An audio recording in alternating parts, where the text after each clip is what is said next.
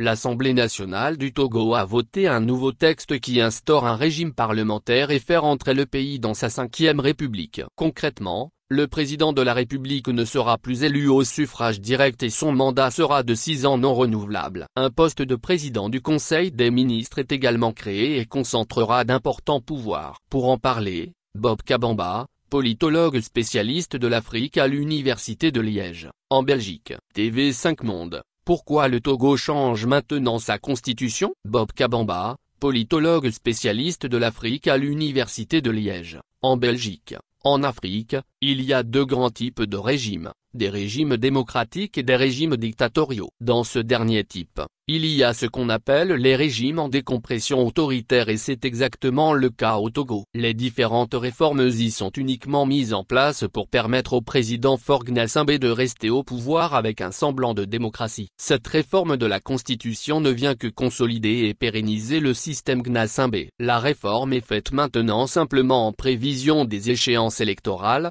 pour qu'il ne perde pas son pouvoir. Comme il ne peut plus se représenter, depuis la réforme constitutionnelle de 2019, il ne serait pas étonnant qu'il se retrouve président du Conseil des ministres, dans la forme tout juste adoptée par l'Assemblée. TV5 Monde. Donc Faure Gnassingbé va continuer à diriger le pays? Bob Kabamba. Oui, il faut se rendre compte que le système Poutine instauré en Russie a beaucoup d'influence sur le continent africain. Quand vous regardez le parcours de Vladimir Poutine, il a fait élire Dmitri Medvedev président de la Russie et lui est devenu Premier ministre. Mais pendant ces 4 années, 2008-2012, l'essentiel du pouvoir, c'était Poutine. Une fois qu'il est redevenu chef d'État, lors de l'élection suivante, il a changé la constitution pour se pérenniser et rester indéfiniment au pouvoir, en passant quand même par des élections.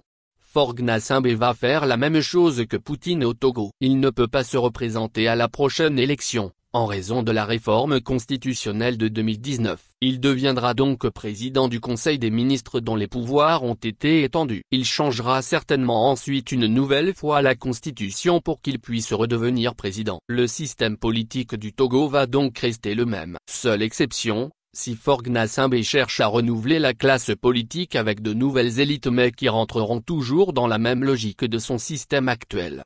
TV5 Monde. Quelles sont les réactions dans le pays? Bob Kabamba. Il y a 2 aspects au Togo. D'une part, il y a une classe politique qui est inféodée au pouvoir en place, qui est classique et logique, qui soutient cette dynamique puisqu'elle s'y retrouve. De l'autre côté, vous avez l'opposition qui veut casser cette dynamique. Mais le rapport de force est en sa défaveur. Elle a déjà du mal à mobiliser la population. Il y a également le phénomène d'ethnicisation du système politique.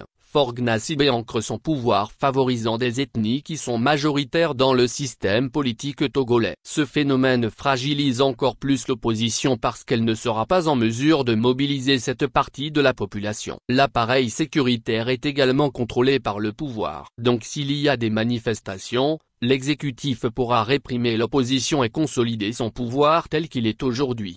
L'opposition ne peut actuellement que compter sur la communauté internationale pour exercer une pression sur le pouvoir en place, et obtenir des changements.